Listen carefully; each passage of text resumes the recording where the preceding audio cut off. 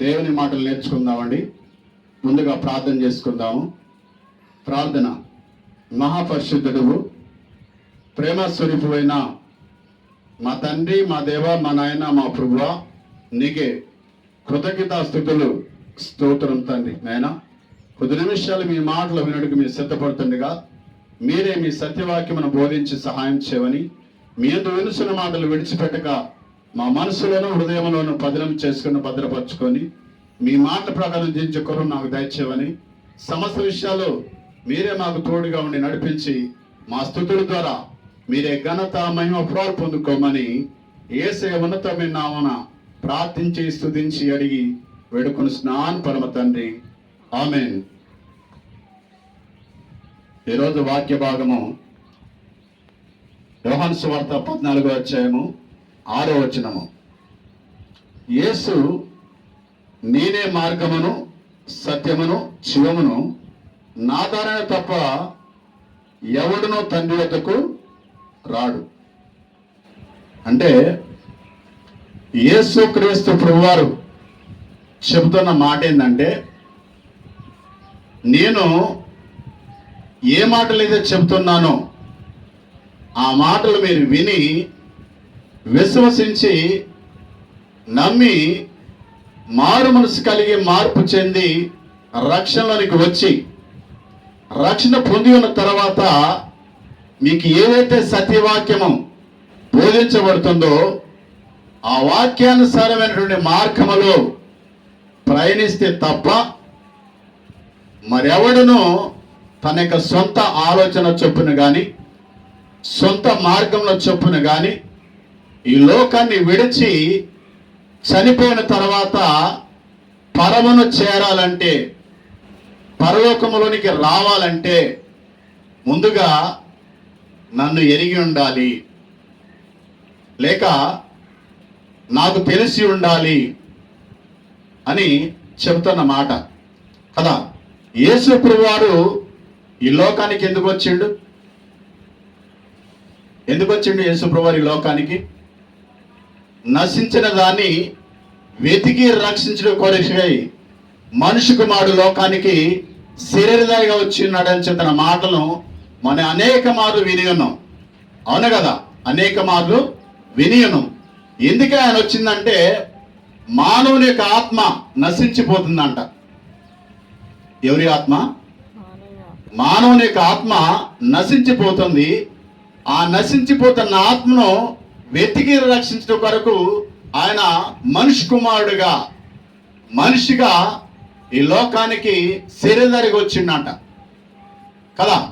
ఈ లోకానికి శరీరధారిగా వచ్చి 33.5 సంవత్సరాలు ఈ లోకంలో జీవించి 3.5 సంవత్సరాలు సత్యవాక్యాన్ని ప్రకటించి దేవుని రాజ్యాన్ని స్థాపించి ఆ రాజ్యం కొరకై ప్రాణం పెట్టి ఆ రాజ్య నియమం కొరకు, ఆ రాజ్యాన్ని నడిపించడం కొరకు ఒక నిబంధన ఇచ్చిపోయాడు కదా. ఏంటి ఆ నిబంధన? కొత్త నిబంధన కదా. క్రైస్తవులందరూ కూడా ఏ నియమం ప్రకారం జీవించాలంటే క్రొత్త నియమము, అంటే క్రొత్త నిబంధన ప్రకారం మనం జీవించాలి కదా. పాత నిబంధన మరి మనకి కాదంటే మనకి కాదు. ఎవరికి పాత నిబంధన? యూదునికి లేక ఇశ్రాయేలు ప్రజలకి కదా. పాత నిబంధన దేనికై అంటే మనకి బుద్ధి నిమిత్తము, బోధ నిమిత్తము కదా. మనకి బుద్ధి కలగటానికి, బోధ కలగటానికి పాత నిబంధన. క్రొత్త నిబంధన ఏంటంటే యేసు ప్రభువారు చూపించిన మార్గం అది కదా. యేసు ప్రభువారు చూపించిన మార్గం అది. ఒక వ్యక్తి దేవుని నమ్ముకొని దేవుని రాజ్యములో చేర్చబడిన తర్వాత ఆయన ప్రయాణించవలసిన మార్గం ఏంటంటే సత్య మార్గము, అదే జీవ మార్గం అని చెప్తుండే ఆయన కదా. అందుకే ఆయన చెప్తున్న మాట ఏంటంటే, యేసు ప్రభువు చెప్తున్న మాట ఏంటంటే, నేనే మార్గమును, నేనే సత్యమును, నేనే జీవమును, నా ద్వారానే తప్ప మరెవడును తండ్రి వద్దకి రాడు. అంటే నువ్వు బ్రతికుండగానే యేసు ప్రభువుని ఎరిగి ఉండాలి నువ్వు కదా. నువ్వు బ్రతికుండగానే యేసు ప్రభువుని ఎరిగి ఉండాలి. నువ్వు బ్రతికుండగానే యేసు ప్రభువుని తెలుసుకొని ఉండాలి. నువ్వు బ్రతికుండగానే యేసు ప్రభువుని నమ్ముకొని ఉండాలి కదా. నువ్వు అలాగా నమ్ముకొని ఈ లోకాన్ని విడిచిపోయినప్పుడు ప్రభు నిన్ను చూచి ఆ యొక్క రాజ్యంలోనికి, పరలోక రాజ్యంలోనికి ఆహ్వానించే అవకాశం ఉంటుంది కదా. ఎందుకంటే నువ్వు బ్రతికుండగానే ఆయన ఎరిగి ఉండాలి కదా. యేసు ప్రభువుని తెలుసుకొని ఉండాలి, యేసు ప్రభువుని నమ్ముకొని ఉండాలి, యేసు ప్రభువుని సొంత రక్షకుడిగా అంగీకరించి ఉండాలి. అప్పుడు నువ్వు ఈ లోకాన్ని విడిచిపెట్టి చనిపోయి కదా పరలోకం చేరాలంటే నువ్వు ముందుగా ఏం చేయాలి? యేసు ప్రభువుని నమ్ముకొని ఉండాలి కదా. ఈ లోకంలో నీ యొక్క సొంత మార్గాన్ని ఏర్పాటు చేసుకొని కదా, అసత్యమైన వాటిని సత్యముగా ఎంచుకొని కదా, నాశనానికి పోయినటువంటి మరణకరమైనటువంటి మార్గంలోనికి పోయినటువంటి యొక్క విధి విధానాన్ని నమ్ముకోకుండా కదా, నువ్వేం నమ్ముకోవాలి? సత్య మార్గాన్ని నమ్ముకోవాలి కదా, జీవ మార్గాన్ని కలిగి ఉండాలి కదా. అప్పుడు నీవు చనిపోయినా కానీ, ఈ లోకాన్ని విడిచి వెళ్ళినా కానీ యేసు ప్రభువుని కలుసుకునే అవకాశం ఉంటుంది కదా. నువ్వు అలా కాకుండా నీ యొక్క సొంత ఆలోచన చొప్పున, లేక మీ యొక్క సొంత విధి విధానం చొప్పున, లేక మనుషుల యొక్క ఆలోచన చొప్పున నీ జీవితాన్ని నడిపించుకుంటే కదా, నీ జీవితాన్ని నడిపించుకుంటే ఈ లోకాన్ని విడిచిన తర్వాత, అంటే నీవు చనిపోయిన తర్వాత ఎక్కడికి వెళుతావో నీకే తెలియదు. తెలుసా? తెలియదు. అందుకే యేసు ప్రభువు చెప్తాడు, నువ్వు ఈ లోకంలో ఉండగానే, నువ్వు చనిపోయిన తర్వాత నా దగ్గరికి రావాలంటే, నన్ను కలుసుకోవాలంటే, నేనున్న చోట నువ్వు నిలిచి ఉండాలంటే నీవు బ్రతికుండగానే సత్య మార్గాన్ని తెలుసుకోవాలంట, జీవ మార్గాన్ని తెలుసుకోవాలంట కదా. అలాగా సత్య మార్గాన్ని తెలుసుకొని జీవ మార్గంలో ప్రయాణిస్తే ఈ లోకాన్ని విడిచినా కానీ కదా పరలోకంలో ప్రభుని కలుసుకునే అవకాశం ఉంటుంది కదా. అలా కాకుండా నీ యొక్క సొంత ఆలోచన చొప్పున, లేక ఇతరుల యొక్క ఆలోచన చొప్పున, లేక నీ బంధువుల యొక్క ఆలోచన చొప్పున, నీ స్నేహితుల యొక్క ఆలోచన చొప్పున, నీ ఇరుగు పొరుగు వారి యొక్క ఆలోచన చొప్పున నీవు నీ ఇష్టానుసారమైనటువంటి జీవితాన్ని జీవించనుకో, జీవించి లోకాన్ని విడిచి వెళ్ళిననుకో, ఎక్కడికి వెళ్తావు? నిత్య నిత్య నిత్య నరకాగ్నిలోనికి కదా. అక్కడ అగ్ని ఆరదు, పురుగు చావదు. అంటే నీ ఆత్మ నిత్యం నిరంతరం కూడా అగ్నిగుండంలో మండుతూనే ఉంటుంది. కాబట్టి జాగ్రత్తగా మనం దేవుని యొక్క వాక్యాన్ని ఆలోచన చేయాలి మనం కదా. దేవుని యొక్క వాక్యాన్ని మనం జాగ్రత్తగా ఆలోచించాలి కదా. కాబట్టి యేసు ప్రభువు చెప్తున్న మాట ఏంటంటే, నేనే మార్గమును సత్యమును జీవమును, నా ద్వారా తప్ప మరెవడను తండ్రి వద్దకు రాడు. కాబట్టి నీవు బ్రతికుండగానే, నీకు సత్య సువార్త ప్రకటించబడుతుండగానే, నీకు సువార్త వినిపించబడుతుండగానే కదా నీవు ప్రభుని తెలుసుకోవాలంట కదా. నీవు ప్రభుని తెలుసుకోవాలంట, లేక ప్రభుని కలుసుకోవాలంట. అలా కాకుండా లోకానుసారమైనటువంటి విధి విధానం చొప్పున లోకులు వెళ్ళే మార్గములు నువ్వు కూడా వెళితే, లోకము ఆశ్రయించినట్టుగా మరొక దాన్ని ఆశ్రయిస్తే, ఈ లోకాన్ని విడిచి వెళ్ళిన తర్వాత నీ యొక్క ఆత్మస్థితి ఏంటి, నీ యొక్క ఆత్మ పరిస్థితి ఏంటి అని యేసు ప్రభువు మనం బ్రతికుండగానే తన యొక్క మార్గాన్ని గురించి మనకి బయలుపరుస్తుండే ఆయన కదా. ఆయన మనం భూమిన సజీవులుగా ఉండగానే తన యొక్క మార్గాన్ని మనకేం చేస్తున్నాడా, బయలుపరుస్తుండు, అంటే ప్రకటిస్తుండు, తెలియపరుస్తుండు. కాబట్టి తస్మత్ జాగ్రత్త కదా. అంటే మనం సిటీలో పోయినప్పుడు కదా, సిటీలో పోయినప్పుడు ఎవరైనా బంధువుల ఇంటికి పోవాలన్నా, చుట్టాల ఇంటికి పోవాలన్నా కదా, ఇంటికి గేటుకి ఒక బోర్డు ఉంటుంది. ఏమని ఉంటుంది? కుక్కున్నది జాగ్రత్త. కుక్కున్నది జాగ్రత్త అంటే మనము ఆ గేటు డోర్ తీసుకుని పోదాం, ఆ లోపలికి పోలేము. ఎందుకు? కుక్కున్నది జాగ్రత్త అని బోర్డు ఉంది కాబట్టి కదా. కుక్క బోర్డు మనకు కనపడుతుంది కాబట్టి దాన్ని చూసి భయపడి మనం బయటనే నిలుచొని కదా, మనం వెళ్ళిన ఇంటికి ఆ ఇంట్లో ఉన్నట్టు వారిని పిలుస్తుంటాం కదా. మన స్నేహితులు కానీ, బంధువులు కానీ, మనకి తెలిసిన వారిని ఇంటి దగ్గర పోయినప్పుడు ఏం చేస్తుంటాం? కేకేస్తుంటాం. ఎందుకు? కుక్కున్నది జాగ్రత్తగా కదా, కుక్కున్నది జాగ్రత్త అని బోర్డు ఉంది కాబట్టి దాన్ని ఆలోచన చేసి మనం జాగ్రత్త పడి పిలుస్తుంటాం కదా. అలాగనే యేసుప్రభువు వారు చెబుతున్న మాట ఏంటంటే కదా, నేనే మార్గమును, సత్యమును, జీవమును, నా దారిని తప్ప మరెవడునో తండ్రి వద్దకు రాడు. అంటే నీవు బ్రతికొండగానే యేసుక్రీస్తుని ఎరిగి ఉండాలి. నీవు బ్రతికొండగానే ఆ యొక్క సత్య మార్గంలో ప్రయాణించాలి. నీవు బ్రతికొండగానే ఆ జీవవాక్యాన్ని కలిగి ఉండాలి. నీవు బ్రతికొండగానే క్రీస్తుని కలిగి ఉండాలి కదా. అలాగున్నప్పుడు నువ్వు ఈ లోకాన్ని విడిచి వెళ్ళినప్పుడు కదా, తండ్రి వద్దకు పోవాలంటే ముందు యేసుప్రభువు వారికి మనం తెలిసి ఉండాలంట కదా.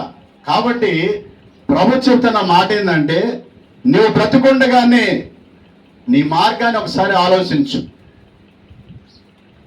కదా. నువ్వు బ్రతికుండగానే నీ యొక్క మార్గాన్ని ఆలోచించు. నువ్వు చేస్తున్నటువంటి భక్తి గురించి సత్యమైనదా, అసత్యమైనదో ఆలోచించు.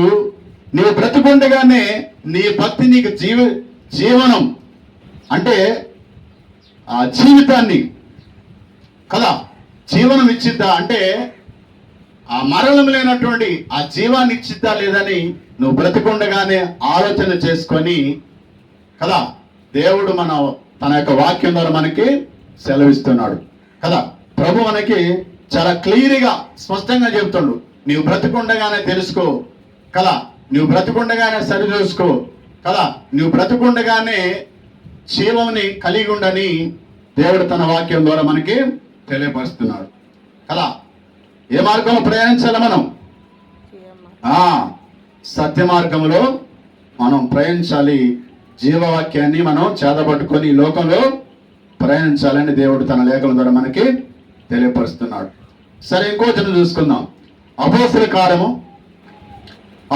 కార్యములు 17వ అధ్యాయం 25వ వచనం.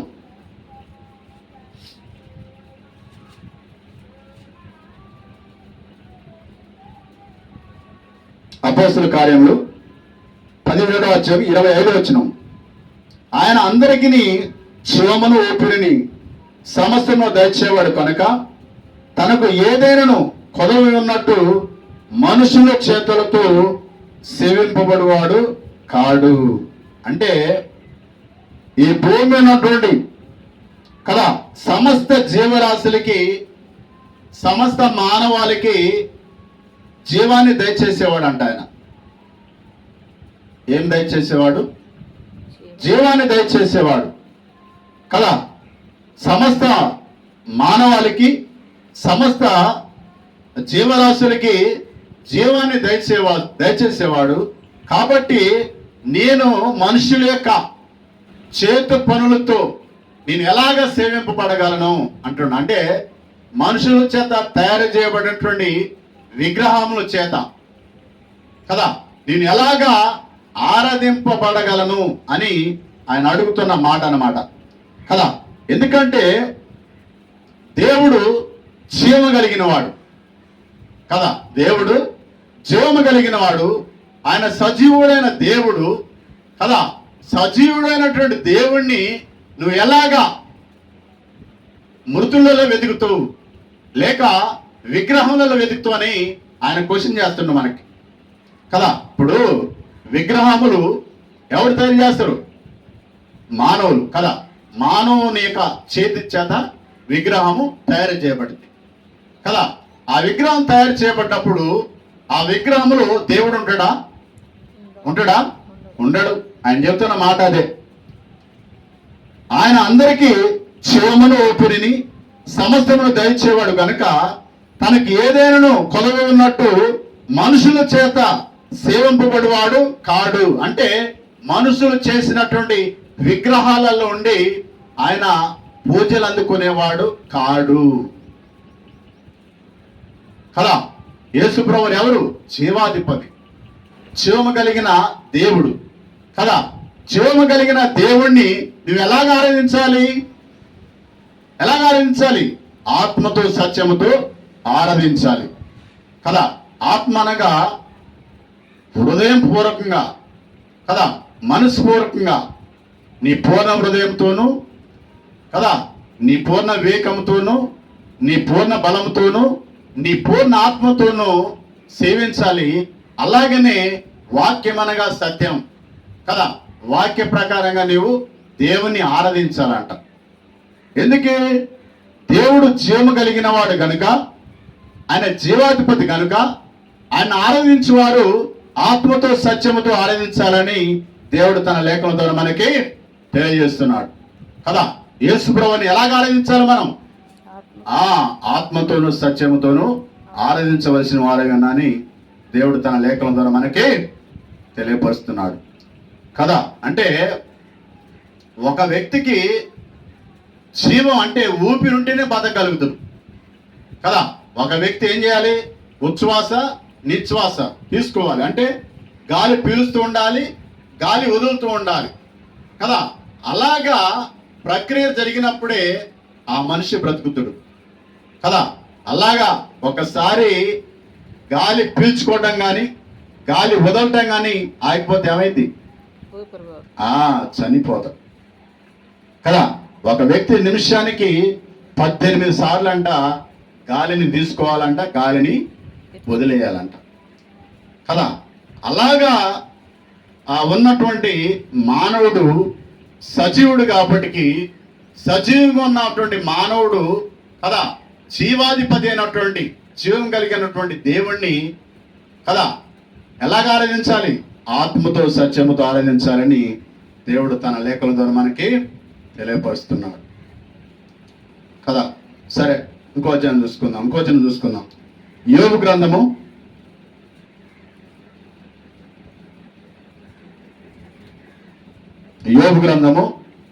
12వ అధ్యాయం 10వ వచనం.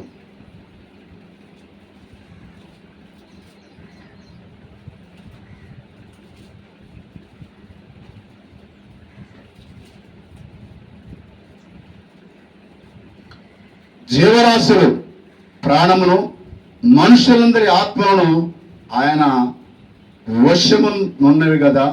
అంటే జీవరాశుల ప్రాణమును మనుషులందరి ఆత్మలను ఆయన వశములో ఉన్నవి కదా.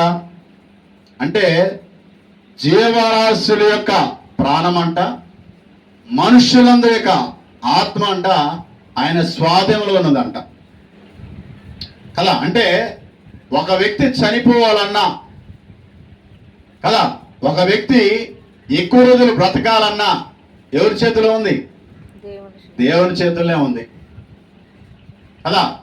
ఒక వ్యక్తి చనిపోవాలన్నా, ఒక వ్యక్తి బ్రతకాలన్నా ఎవరి చేతిలో ఉంది? దేవుని చేతిలో ఉంది. కాబట్టి మనము చాలా జాగ్రత్తగా ఉండాలంట దేవుని విషయంలో కదా. దేవుని విషయంలో చాలా జాగ్రత్తగా ఉండాలంట. ఎందుకంటే ఆయన జీవాధిపతి కాబట్టి కదా. జీవాధిపతి దగ్గర మనం భయభక్తులు కలిగి జీవించి ఆయనకి ఇష్టానుసారమైనటువంటి నడవడికలో మనం ప్రయాణిస్తే కదా, ఆయన కనికర పడితే ఇంకెక్కువ సమయం కూడా మనం బ్రతికే అవకాశం ఉంటుంది కదా. ఎందుకంటే జీవాధిపతి ఆయన, ప్రాణం పెట్టేవాడు ఆయన కదా. కాబట్టి మన ప్రాణాలన్నీ కూడా మన ఆత్మలన్నీ కూడా ఆయన చేతిలో ఉన్నాయి కదా, ఆయన వశంలో ఉన్నాం మనం. కాబట్టి మనం చాలా జాగ్రత్తగా ఉండాలంట కదా. అంటే మన ఇష్టానుసారంగా ప్రవర్తించడానికి లేదు, ఇష్టానుసారంగా జీవించడానికి లేదు, ఇష్టానుసారంగా మనం బ్రతకటానికి లేదు, ఇష్టానుసారంగా ఏది పడితే అది చేయటానికి లేదు. ఎందుకు? దేవుని వశంలో ఉన్నాం కాబట్టి, దేవుడు చెప్పిన విధానంలో మనం జీవిస్తే మనకి మేలు జరిగింది కాబట్టి కదా, మనం ఆయన చెప్పిన విధానంలోనే మనం జీవించాలని దేవుడు తన లేఖనం ద్వారా మనకి తెలియపరుస్తున్నాడు. ఎందుకు? ఆయన చెప్పిన విధానం జీవిస్తే మనకే మేలు కదా. ఏ కొదువు లేకుండా చూసుకున్నాడు, బహు జాగ్రత్తగా కాపాడుతాడు, అన్ని విషయాలు మనకి తోడుగా ఉంటాడు కదా, ప్రతి ఆపద నుండి మనల్ని విడిపిస్తాడు కదా. అన్ని విషయాల్లో తన యొక్క సహాయ సహకారాన్ని మనకు అందించి కదా, తన యొక్క కృపలో మనల్ని చాలా భద్రంగా ఉంచుతున్నాడు. తన కృపలో చాలా భద్రంగా ఉంచుతున్నాడు. కాబట్టి మనం దేవుని వశంలో ఉన్నాం కాబట్టి మనం చాలా జాగ్రత్తగా ఉండాలని దేవుడు తన లేఖల ద్వారా మనకి తెలియపరుస్తున్నాడు. సరే, ఇంకో వచనం చూసుకుందాం.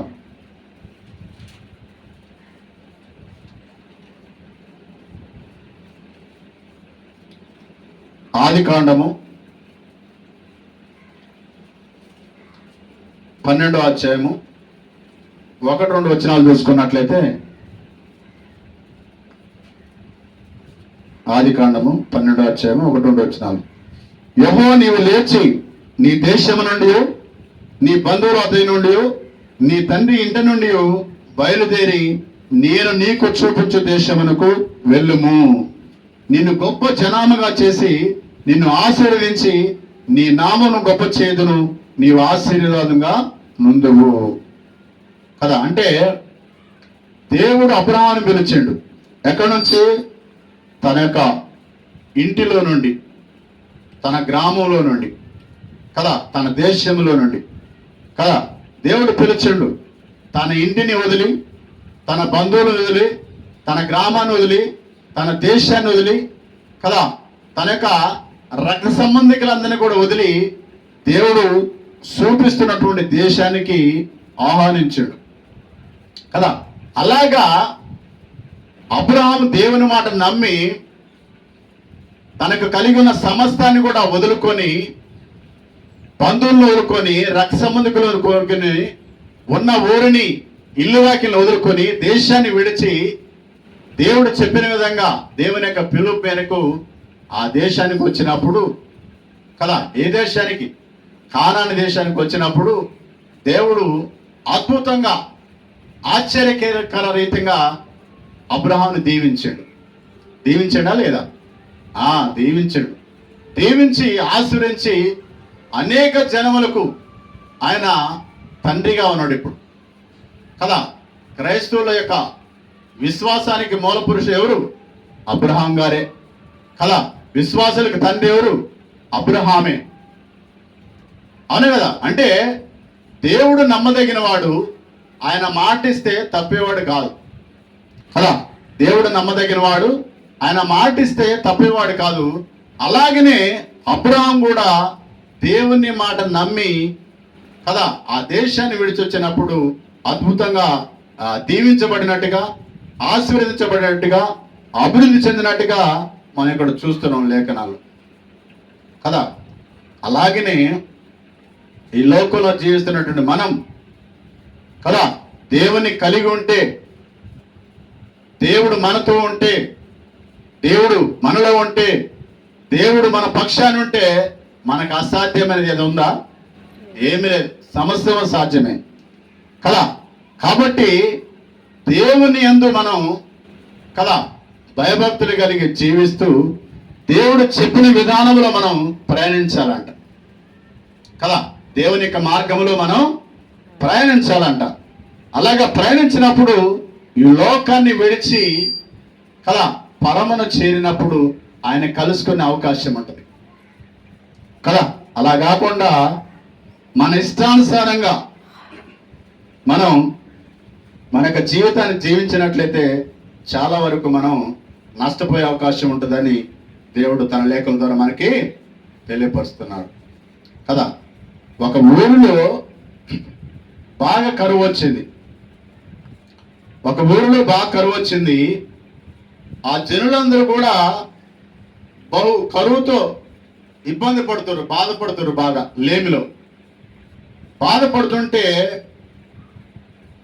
ఆ ఊరిలో ఉన్నటువంటి, ఆ రాజ్యంలో ఉన్నటువంటి లేక ఆ దేశంలో ఉన్నటువంటి రాజు ఏం చేసిందంటే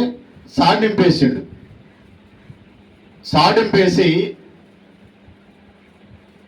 రేపు తెల్లవారుజామున 4 గంటల నుండి ఆ దినమంతట్లో కూడా, ఆ రోజంతా కూడా నా రాజనగర్లో ఉన్నటువంటి, నా రాజ్యంలో ఉన్నటువంటి సకల వైభాగాలతో నిన్నటువంటి ఆ పదార్థాలన్నిటినీ, ధనం కానీ, ధాన్యం కానీ, డబ్బు కానీ, వెండి కానీ, బంగారం కానీ, సామాగ్రి కానీ, సామాను కానీ, సమస్తాన్ని కూడా మీరు తీసుకొని పోవచ్చు అని చెప్పేసి రాజుగారు సాటింపేస్తాడు.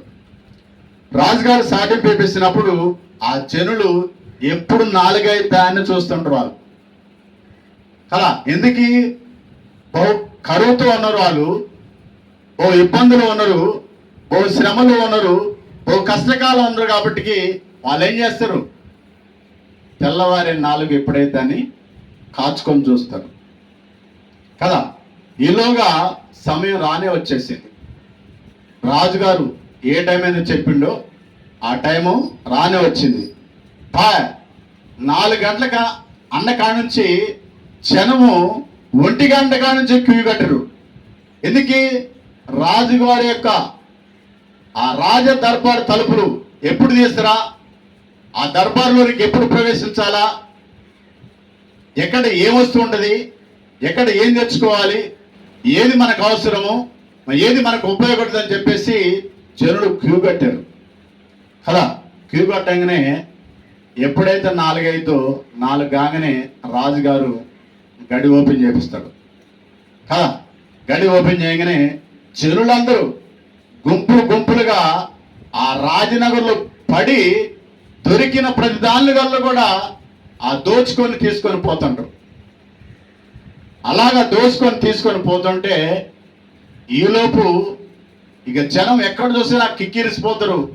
కాలు పెట్టే సందు లేదు, ఎటు చూసినా జనమే, చిన్నలు, పెద్దలు, పిల్లలు అందరూ ఎవరికి స్థాయిని బట్టి, ఎవరు మోయగలిగే దాన్ని బట్టి వారు మోసుకొని తీసుకొని వెళ్ళిపోతూనే ఉంటారు. ఈలోపు ఒక యవనస్తుడు వచ్చి ఆ రాజనగర్ని చుట్టూ పరిశీలన చేస్తాడు. చుట్టూ పరిశీలన చేసి ఎక్కడ చూసినా రాజుగారు కనపట్ల, చుట్టూ పరిశీలన చేస్తాడు. రాజుగారి కోసం ఎదుగుతున్నాడు. రాజుగారు ఏం చేస్తాడంటే మారువేషం వేసుకొని కూర్చుంటాడు ఆయన.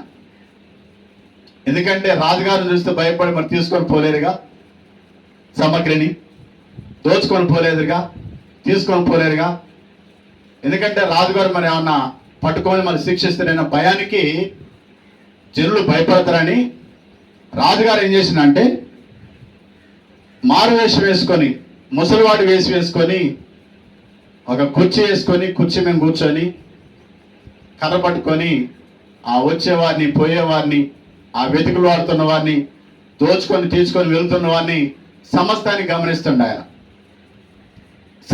గమనిస్తుంటే ఈలోపు యవ్వనస్తుడు వచ్చి చుట్టూ తిరిగి కళ చూస్తే ఎక్కడ కూడా రాజుగారు కనపడబోయే సరికల్లా అంత దూరంలో ఒక ముసలైన ఒక కుర్చీలో కూర్చొని కర్ర పట్టుకొని అటు ఇటు చూస్తుంటాడు. ఈలోపు యవనస్తుడు పోయి ఆ ముసలాయన్ని ఎత్తుకొని భుజం మీద వేసుకొని వెళ్ళిపోతూనే ఉంటాడు. ఆ ముసలాయన ఏమంటాడు? అయ్యా, నన్ను ఎందుకు తీసుకుపోతున్నావు నువ్వు? నేను ముసలివాణ్ణి, నేను ఏమి చేయలేని వాడిని, చేతకాని వాడిని, నా దగ్గర ఏమీ లేదు. నన్ను తీసుకుపోయి నువ్వేం చేసుకుంటావు? నన్ను తీసుకుపోతే నీకే ఖర్చు. నా ఆలన పాలన చూసుకోవాలి, నా బాగోగులు చూసుకోవాలి, నాకు స్నానం చేపియాలి, నాకు అన్నం వడ్డించాలి, అన్నం తినిపించాలి, నాకు వస్త్రాలు ధరింప చేయాలి, నా చాకిరంతా కూడా నీవు భరించాలి. నీకెందుకయ్యా శ్రమ? నన్ను విడిచిపెట్టు, నువ్వు వచ్చిన పనిలో చూసుకో అని చెప్పేసి ఆ ముసలాయన మొత్తుకుంటాడు కదా. రాజుగారు మొత్తుకుంటాడు. అయితే తీసేపోతుడు ఆ యవనస్తుడు తీసేపై ఇంటి దగ్గర కూర్చోబెట్టి మంచిగా ఆ ముసలాయనకి కావాల్సినటువంటి తిను ఆహార పదార్థాలు, తాత నువ్వేం తింటావు అని చెప్పేసి అడిగి ఆయన కావలసిందల్లా తీసుకొచ్చి పెడుతూ మంచిగా ఆలన పాలన చూసుకుంటూ చాలా జాగ్రత్తగా కనిపెడుతూ ఉంటాడు. అయితే ఆ ముసలాయన అడుగుతాడు, అయ్యా నువ్వు నన్ను తీసుకొచ్చిన ఉద్దేశం ఏంది? నన్నైతే తీసుకొని వచ్చి నువ్వు చాలా జాగ్రత్తగా కనిపెట్టి అన్ని విషయాల్లో నా ఆలన పాలన చూస్తున్నావు, నా వల్ల నీకు లాభం ఏంటి, నా వల్ల నీకు ఒరిగేది ఏంటి అని చెప్పేసి ఆ ముసలాయన యవనస్తుని అడుగుతాడు. అయితే ఆ యవనస్తుడు అంటున్న మాట ఏంటంటే, రాజా నువ్వెవరో నాకు తెలుసు, నువ్వెవరో నాకు తెలుసు, నీవు రాజు అని నాకు తెలుసు, అందుకే నిన్ను ఎత్తుకొని ఇక్కడికి తీసుకొని వచ్చిన. నీ ఆలన పాలన చూసేది కదా, నువ్వు రాజు అనే. ఎందుకంటే రాజ్యం నీది, రాజు నీవు, ఈ రాజ్యంలో ఉన్న సమస్త వనరులు కూడా నీయే కదా. నీవు ఆజ్ఞాపిస్తే ఈ రాజ్యంలో ఏదైనా సమకూర్చబడితే అది నెరవేర్చబడింది. కాబట్టి నిన్ను కలిగి ఉంటే కదా, నిన్ను కలిగి ఉంటే నేను సమస్తాన్ని కలిగి ఉన్నట్టని ఆ యవనస్తుడు చెప్తాడు కదా. అంటే ఆ రాజుగారు ఎవరు? యేసు ప్రభువారే. ఆ రాజుగారు యేసు ప్రభువే. యేసు ప్రభువారు నువ్వు కలిగి ఉంటే కదా సమస్తాన్ని కలిగి ఉన్నట్టే. కలిగి ఉన్నది ఏది కూడా ఆయన లేకుండా కలగలేదు, సమస్తము కూడా ఆయన ద్వారా కలిగి ఉన్నది కదా. కాబట్టి ఇక నువ్వు ఆ జీవాధిపతిని కలిగి ఉంటే, ఆ యేసు ప్రభుని కలిగి ఉంటే కదా, ఈ లోకరక్షణ కలిగి ఉంటే నీకు కొద్ది ఏముంటుంది? ఉంటుంది ఏమన్నా? ఏమి ఉండదు కదా, నీకు ఏ కొద్ది ఉండదు. కాబట్టి నువ్వు బ్రతికుండగానే ఆయన తెలుసుకొని ఉండాలంట, నువ్వు బ్రతికుండగానే ఆయన కలిగి ఉండాలంట, నీవు బ్రతికుండగానే ఆయన మార్గములో నువ్వు ప్రయాణించాలంట కదా. నువ్వు బ్రతికుండగానే ఆ సత్యాన్ని చేపట్టాలంట. నువ్వు బ్రతికుండగానే ఆ జీవవాక్యాన్ని చేదబొట్టి ఈ లోకంలో ఆయనకు మార్గంలో నువ్వు ప్రయాణించాలంట కదా. అలాగే ప్రయాణించినప్పుడు నీకేం కొదువు ఉంటుంది? ఉంటుందా? ఉండదు. సమస్తము కూడా సమకూడి ఆయన నామంలో జరుగుతూ ఉంటాయి కదా. కాబట్టి నువ్వు చేయాల్సిన పని ఏంటంటే, నీవు బ్రతికుండగానే ఆయన మార్గంలో ప్రయాణించాలి, నీవు బ్రతికుండగానే ఆయన గురించి తెలుసుకొని ఉండాలి, నీవు బ్రతికుండగానే ఆయన కలిగి ఉండాలి కదా. అందుకే ఆయన చెబుతున్న మాట ఏంటంటే, నేనే సత్యమును కదా, ఏమంటాడు? నేనే మార్గమును, నేనే సత్యమును, నేనే జీవమును, నా ద్వారా తప్ప మరెవడును తండ్రి వద్దకు చేరడు కదా. కాబట్టి మనం బ్రతికుండగానే ఆయన కలిగి ఉంటే మనం ఈ లోకాన్ని విడిచిపోయినా కానీ కదా ఆయన కలుసుకునే అవకాశం ఉంటుందంట కదా. అప్పుడు ఏమంటాడు ఆయన? ఏమంటాడు? నా ప్రియకుమారుడా అని తన యొక్క రాజ్యంలోనికి ఆహ్వానిస్తాడు అన్నమాట. ఇంకో వచనం చూసుకుందాం. హెబ్రీ పత్రిక 12:1-2 చూసుకుందాం.